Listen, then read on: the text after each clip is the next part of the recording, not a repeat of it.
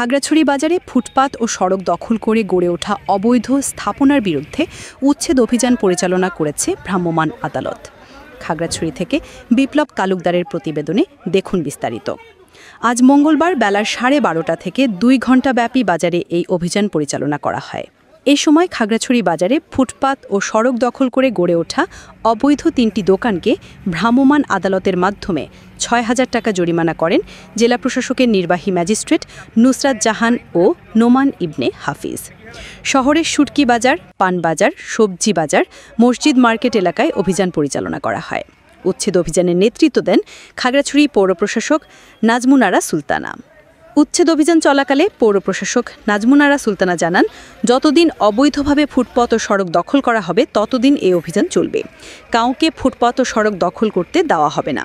এ সময় খাগড়াছড়ি বাজার ব্যবসায়ী সভাপতি মোহাম্মদ ইউনুস সহ পুলিশের ঊর্ধ্বতন কর্মকর্তারা উপস্থিত ছিলেন। আমাদের এই খাগড়াছড়ি বাজারের অব্যবস্থাপনা এবং ফুটপাত দখল নিয়ে অনেকদিন ধরেই অভিযোগ ছিল এবং সেই অভিযোগ প্রতিকারের জন্য পৌরসভা বারবার মাইকিং করেছে, ব্যবসায়ীদের সাথে কথা বলার চেষ্টা করেছে এবং সর্বশেষ আমরা সমস্ত স্টেক হোল্ডারদের নিয়ে মিডিয়া কর্মী, ব্যবসায়ী, সাধারণ নাগরিক সবাইকে নিয়ে আমরা একটা মিটিং করেছি।